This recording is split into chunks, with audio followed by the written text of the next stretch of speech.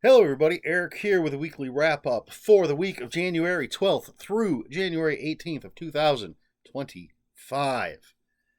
Uh, on the channel, I had, uh, now I got to think about it. On last Monday, I believe was the review for Squirm, which was by Richard Curtis, which was the last in my novelizations book bundle. I read 5 movie novelizations in a row, Squirm being the last. On Wednesday was reading Remembrances for July of 2005. Some good stuff in there, I think. And on Friday was All Systems Red by Martha Wells, the first book in the Murderbot Diaries series. Watch those reviews if you want to know what I thought about All Systems Red and Squirm. As far as what I read, I finished Hex right here, and this is I was in the well, I'm at the tail end now of my book bundle, most recent book bundle, which is 5 books translated into English. So the second one was Hex. When I recorded the last weekly wrap up, I was almost finished with it. I finished it the night that I recorded that weekly wrap up. All done and dusted, as they say. After that, I followed it up with The Night House by Joe Nesbo. And then followed that. I guess let's just do that. Followed that one up with The Night Guest by Hildur Knutsdottir. Not sure how you pronounce that. Hex was in Dutch.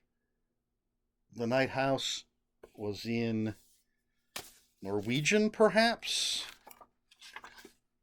I don't know if it will tell me this. Yes, translated from Norwegian. And this was in Icelandic.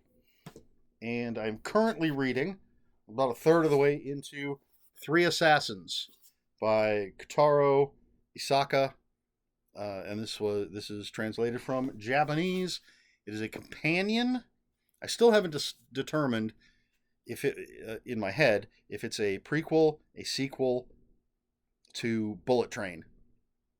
But I did find out there are 2 more books. Two more books in this what's the Assassins series. I put them both on my wish list. Going to be picking those up as soon as I can because I loved Bullet Train, and so far this one's pretty good. My Alexa, for some reason, is talking to me. So that's what I read. I did not read any comic book stuff. I said in the last video that I was going to try to either read a nice stack of floppy comics or read at least one collected edition. And I had a couple collected editions in mind to read, and then I just never got around to it. So nothing to report there. Played some games. Today I played Cthulhu Wars Duel. So Cthulhu Wars is this huge area control kind of Risk-esque game set in the Lovecraft Cthulhu mythos. So instead of like an army of people, you control a great old one and their minions and multiple people battling it out on the map, on the board. And Duel is the 2-player, very inexpensive 2-player version of that. Cthulhu Wars has minis, beautiful, beautiful minis, and the Cthulhu mini is huge. So the Cthulhu Wars Duel has nicely illustrated standees for most of for your great old one and your monsters. Your cultists are just little tokens, but it's area control. You're putting your cultists and your monsters on the board. You're trying to control gates like portals, and you're fighting each other. And you're trying to. There's a doom track. That's your points, and it's fun. And you have a spell book, and when you meet certain conditions, you get to put these spells in there that will help you throughout the game. I enjoy it, and there's a bunch of expansions that give you other factions. The base game is Cthulhu versus Shub Niggurath. I don't know how you pronounce it, but you can get expansions with other great old ones, other factions that are going to have other abilities. So played that today. That was a lot of fun. And so I watched a movie. I think I only watched one movie this week.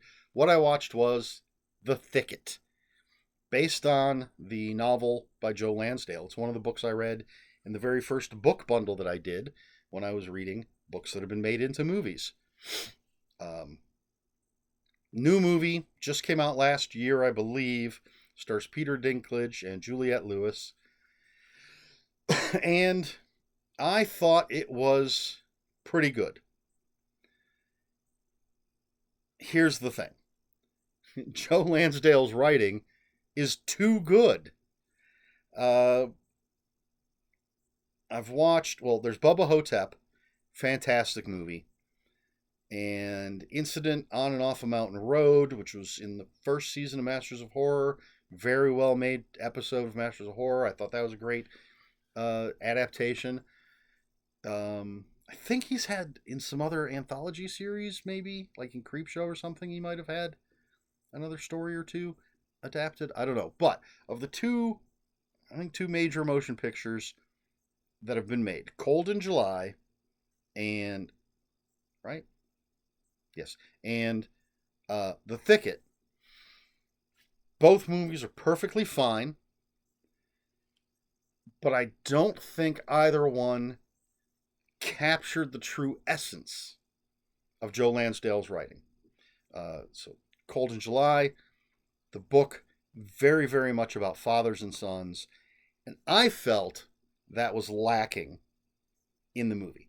Now, with The Thicket, it's a story of a young boy in the Old West, at a time when, like, motor cars exist, but still most people are riding horses and carriages and all that stuff. This young boy, he has a sister. His parents die of the plague. And so his grandpa is taking this kid and his sister to go and live with an aunt. His grandpa ends up murdered and his sister kidnapped.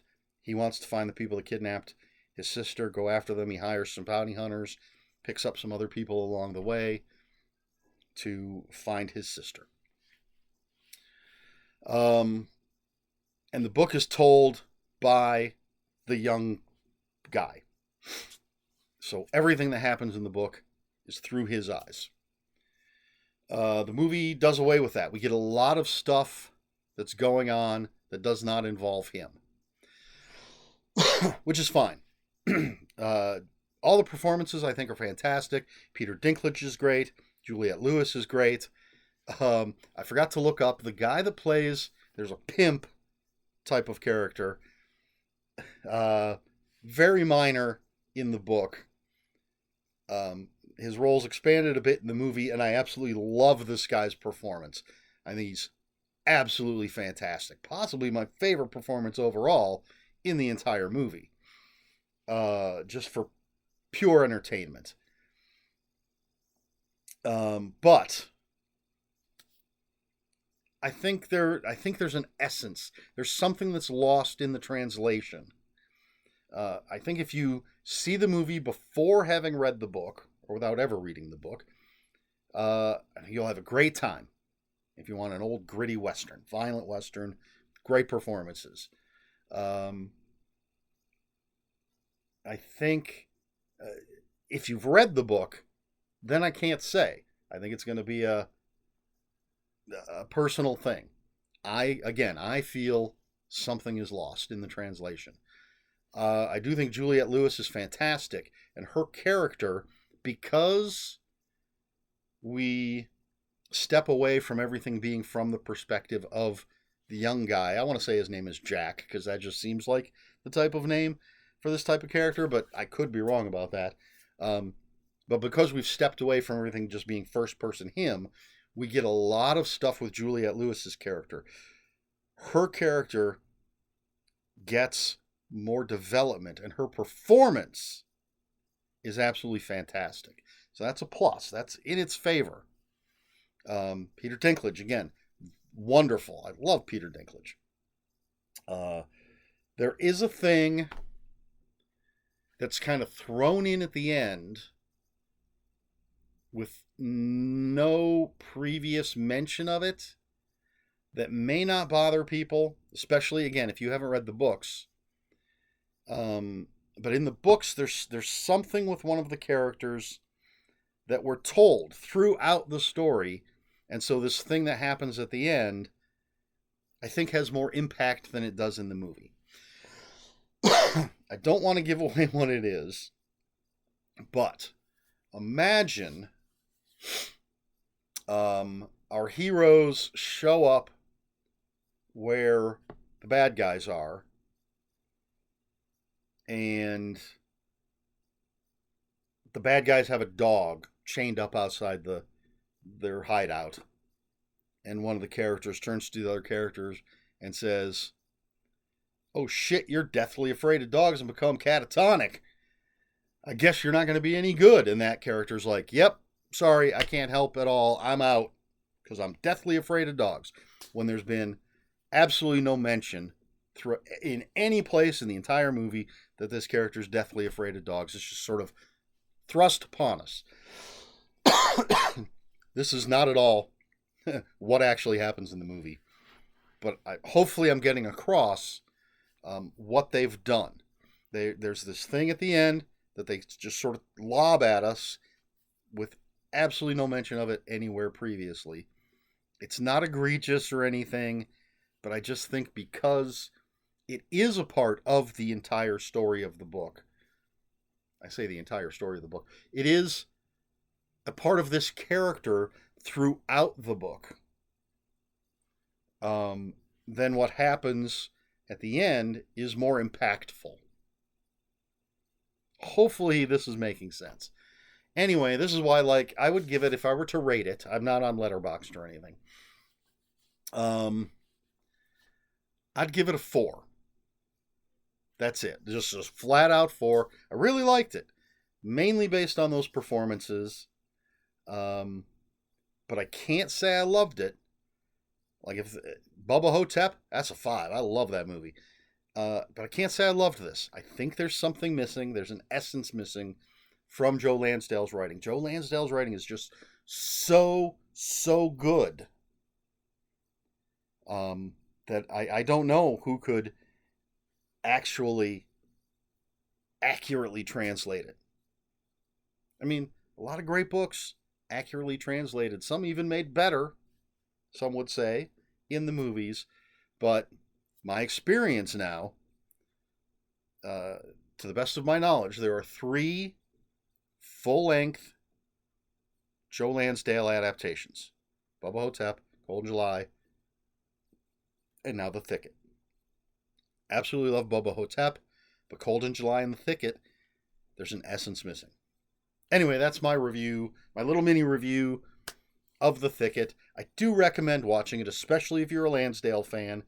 And if you have read the book and have seen the movie, let me know what your thoughts are on it in the comments below. And let me know if I'm just talking a bunch of shit. So there you go. That's that. All right. So that's sort of the week in review. Looking ahead, gonna finish 3 Assassins. I don't know what I'm gonna read after that. I have come up with another book bundle idea. So I've got, I think, 3 more at this point, book bundle ideas. I had 2. Now I've got 3, and it's a weird one. But that's a bit in the future. So once I finish 3 Assassins, no idea what I'm going to be in the mood for. Nothing has come out. Nothing has come in. Not that I've had the money to buy anything.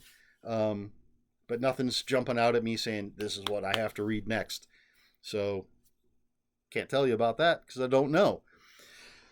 I guess the biggest news, saving it for last, and no pomp and circumstance, but I'm going to give you a weird timeline here. In 2 days from the time I am recording this video, I start a new job. Um, I never actually officially laid off from Norlake. I was just told over and over and over again, we don't have any work for you right now. My tools and stuff are still at Norlake. I'm going to be going and picking those up relatively soon. But I was on unemployment.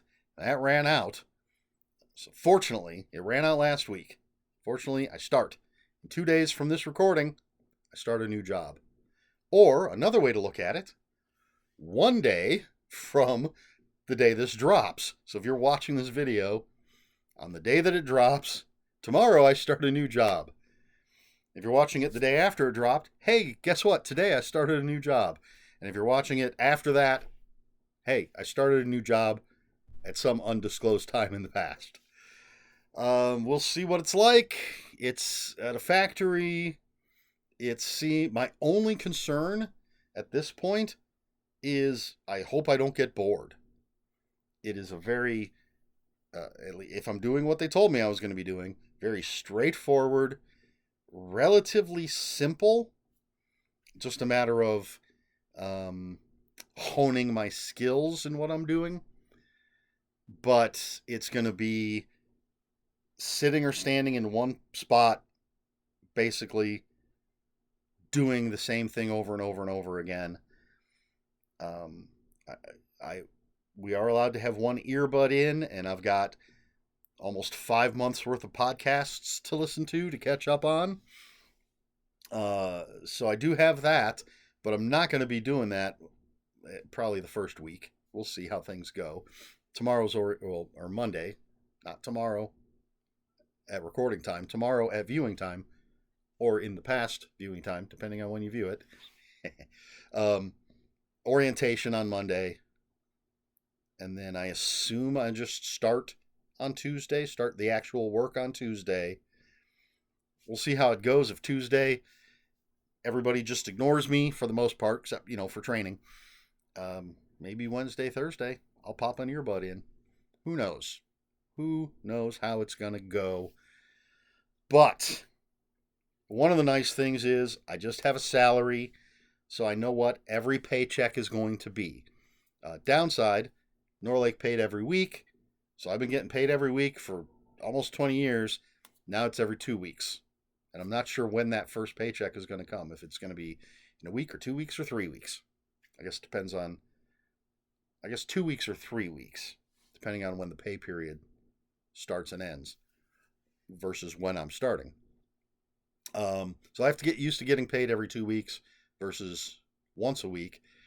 But it will be nice to know exactly what my paycheck is every single time, instead of never knowing and getting a $600 paycheck one week and a $200 paycheck the next week. Excuse me. So anyway, yes, I'm starting a new job. I had to buy some steel-toed shoes. It's a very casual place. I can wear sweats and t-shirts as long as they're not offensive. So this one I won't be wearing this one. But I have plenty of superheroes t-shirts. How can that offend anybody? That's it. I think that's all I have to report. That's the weekly wrap-up. Question for this video. What's your favorite job that you've ever had? Simple enough question, I think. Now, personally, I'm the type of person, I would never work if I didn't have to. I work because I have bills to pay. There are plenty of other things I'd rather be doing than working. Some people say they love their jobs. My favorite job, personally, was picture framing. I got to be creative. I liked building frames. I loved designing and cutting mats, cutting the cutting of glass, cutting of frames, putting them together. All of that stuff, even designing stuff. My least favorite part, customer interactions. That's just the way that's going to be. Some great customers, some terrible customers, but dealing with people, not really one of my strengths. But I loved picture framing. I would have loved to have had worked at a place where someone else dealt with the customers. I just dealt with the putting the stuff together aspect of it.